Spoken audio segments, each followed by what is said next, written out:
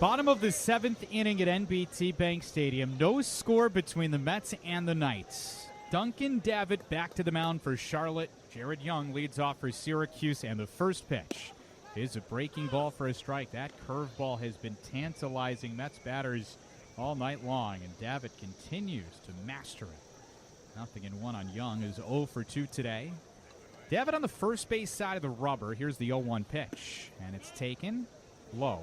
The fastball at 91 miles an hour counts 1-1. This is where you really need to make an impact with the heart of the order up to bat. Heart of the order brought to you by St. Joseph's Health, Syracuse's Heart Care Power Hitters.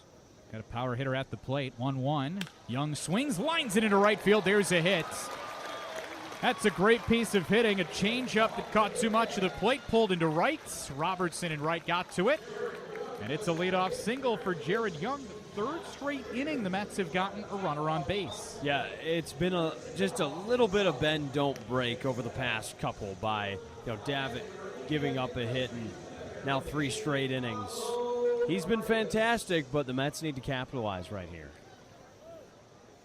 With Young at first, Pablo Reyes is at the plate. Davitt working from the stretch, and the pitch is taken outside with the cutter for ball 1. And this is where Davitt's greatest strength almost becomes your enemy. Where you've been so efficient to get into the 7th inning, now you're facing the heart of the order for the 3rd time. And this is a Mets team that makes adjustments better than anyone. Pitch misses inside with the curveball, and it's 2-0. He's been throwing a lot of strikes today, so the Mets need to take advantage and swing at strikes. One of the mottos of this team and the minor league system is hit strikes hard.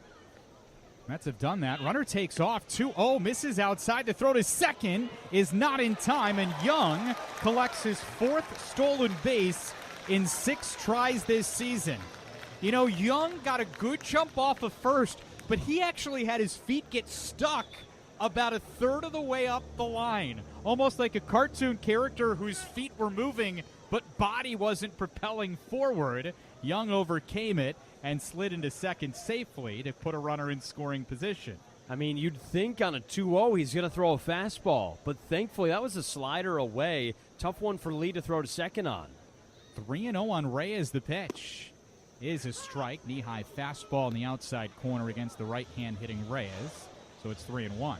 Think about this. It's 0-0, and Charlotte's only going to come up to bat a couple more times if everything goes to plan. You only need a run or two. Right. It's not like you have to put a huge number on the board.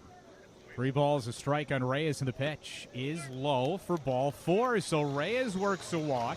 It is the first walk worked by Syracuse so far today, and that is brought to you by Syracuse.com. Like the ballpark, Syracuse.com connects our community with the stories we share. Stay connected with Syracuse.com.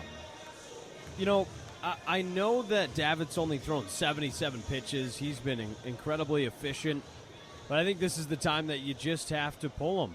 He's pitched well up until this point, but you can see the writing on the wall here. Runners at first and second, nobody up, and you've got a Zokar, Celestino, Ortega coming up. I know usually you let a guy ride it through, try to get through 7 or try to throw 85, 90 pitches, but I think this is where you got to have the hook and go to your bullpen.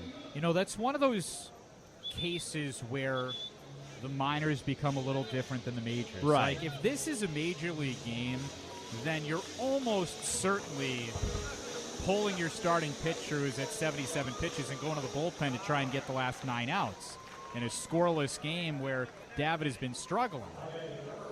Yeah, but here in the minors, you're going to push him to see just how far he can go and if he can work out of this adversity. Here's Jose Azokar. Corner infielders are in. Azokar squares, bunts it, third base side, foul. The other side of the coin is that Davitt is 25 years old, hasn't thrown too many pitches, and this is a good opportunity for him to work through the adversity. It's a great point, Mikey. Yeah, it's really where as long as the pitch count's okay, a major league team actually wants to see how a guy deals with some adversity, especially considering this is Davitt's first appearance in the Chicago White Sox organization after he was acquired from Tampa Bay. No balls, a strike at Azokar. Squares again. The pitch is taken outside. Had to appeal down to first base. Harley Acosta, first base umpire, gave the safe signal saying, Zokar did pull the bat back in time, even if it was close. No score, bottom 7. Mets and Knights. Series opener. Runners at first and second, no outs, bottom 7. The pitch is Zokar squares, bunts it, third base side, pretty good one.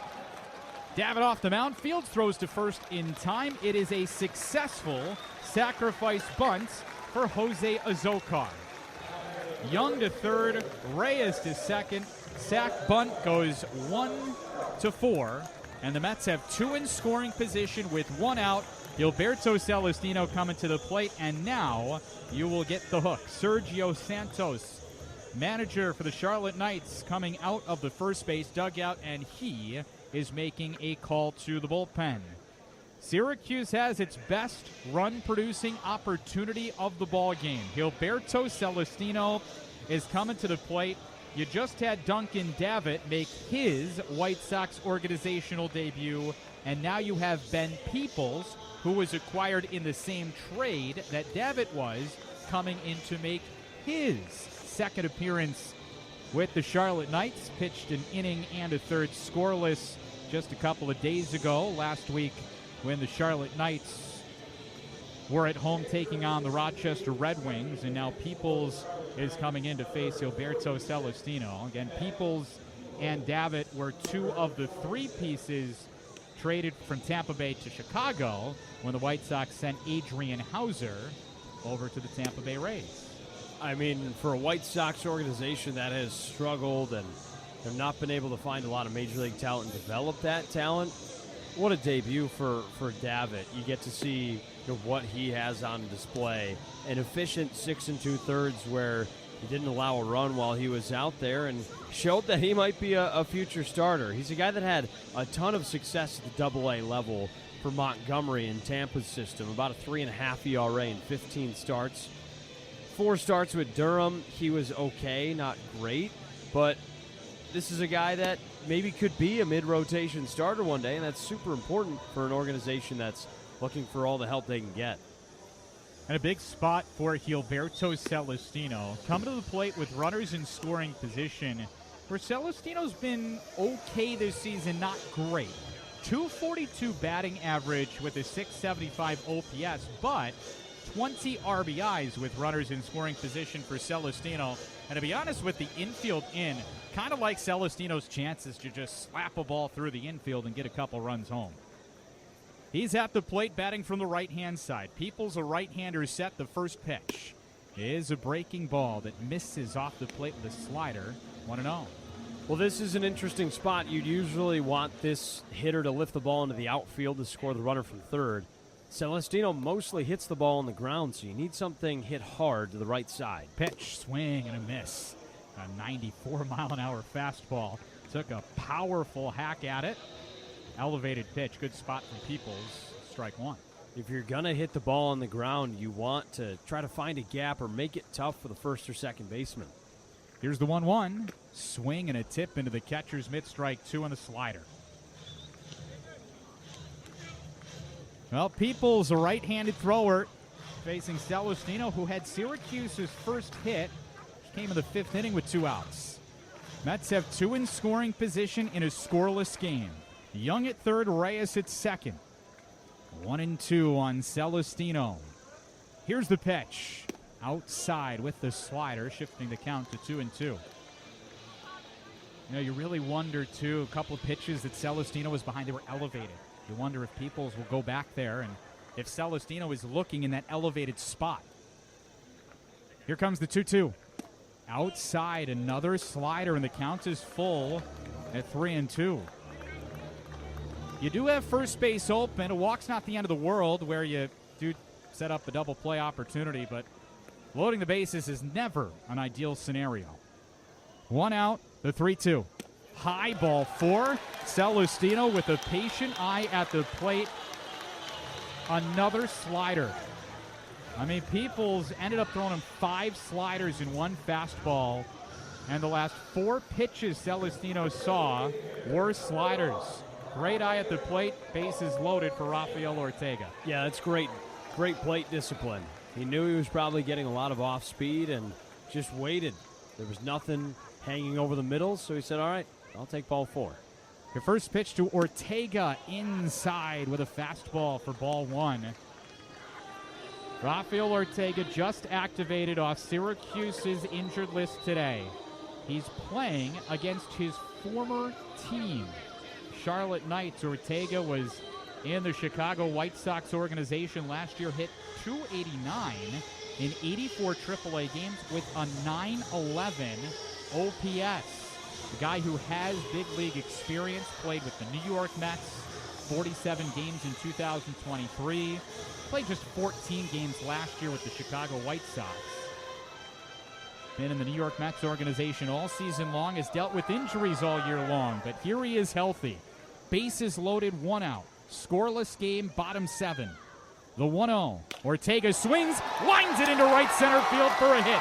Young scores. Reyes around third. He comes home to score. Celestino to third. And against his former team, Rafael Ortega comes away with the timely hit. A 2-run single that has Syracuse on top 2-0. It was heavy slider early on for Peoples, and he served up a fastball right down the middle to Ortega. You can't do that against the most experienced player in this Mets lineup. He ripped a line drive, scored a pair, and the Mets are in a great position here. Runners on the corners with Hayden Sanger, another dangerous hitter at the plate. He's hitting 8th in the lineup. First pitch, taken outside, another slider for ball 1. You know, even on a day where the Mets have been pretty quiet on offense, 1 through 9, there's nobody that you can rest. You know, the bottom of the order still hits incredibly well. 1 ball, no strikes on Hayden Sanger. Here's the pitch. Swinging a chopper hit to third. It gets on Ramos. Clips off his glove into left field. Celestino scores. Ortega to second. And Hayden Sanger brings home a run. It's 3-0 Mets.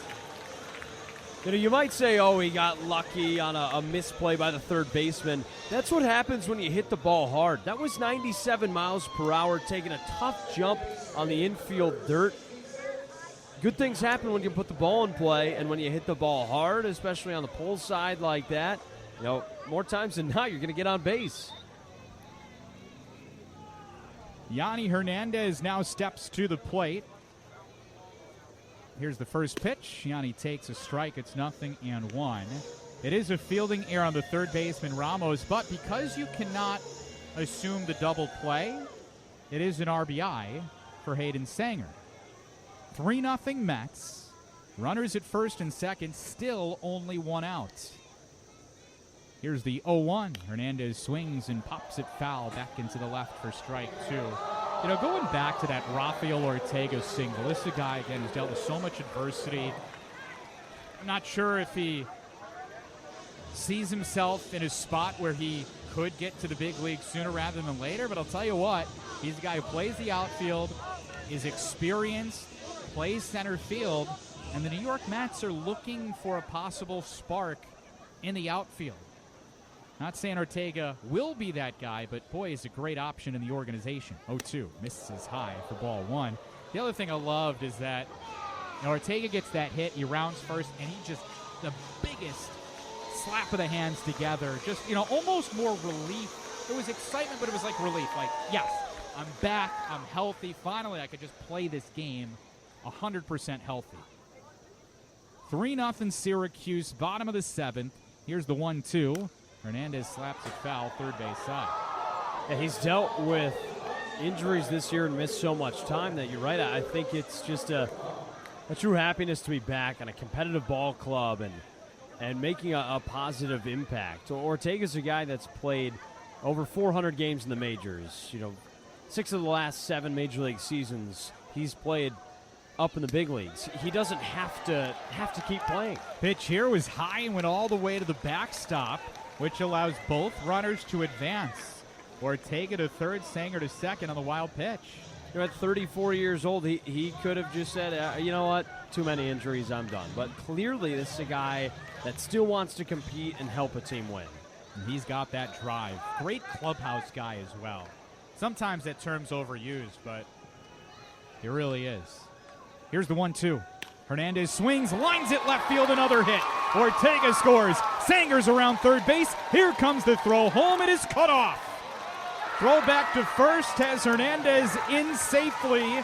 It is his second straight game with a 2-run single. Syracuse has exploded for 5 runs in the 7th and a 5-0 Mets lead. You could feel this coming at the beginning of the inning when the Mets had 2 guys on base and nobody out. It was a group that was putting the ball in play today, not striking out. It felt like if they got to that 3rd or 4th at bat, that they were finally going to break through, and that's exactly what we've had in the 7th. Another mound visit used by Charlotte. Scott Aldred, pitching coach and a former pitching coordinator in the Marlins organization, out to the mound to chat with Peoples. You know, and this is a really solid pitcher in Ben Peoples. This year in AAA with Durham, had a 2.65 ERA in 35 appearances, 37 and a third innings, 25 hits, 20 walks, 39 strikeouts. And the Mets are just getting to him.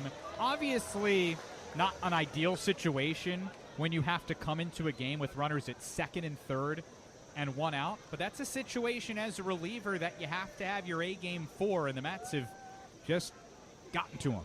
First pitch to Luis Acuna, popped foul back into the right. Strike 1.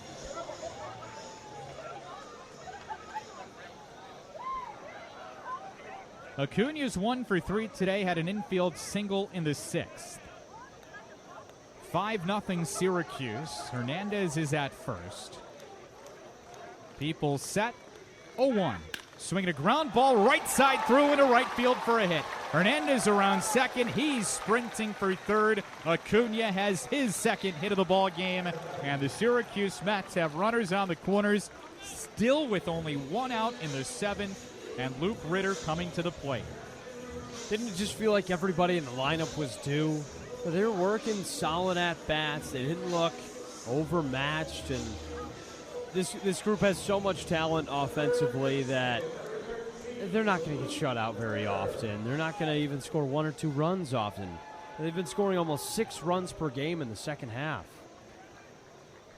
And it's just one of those situations where the depth of this lineup gets to you. First pitch to Ritter, swing, and a tip into the catcher's mitt for strike 1.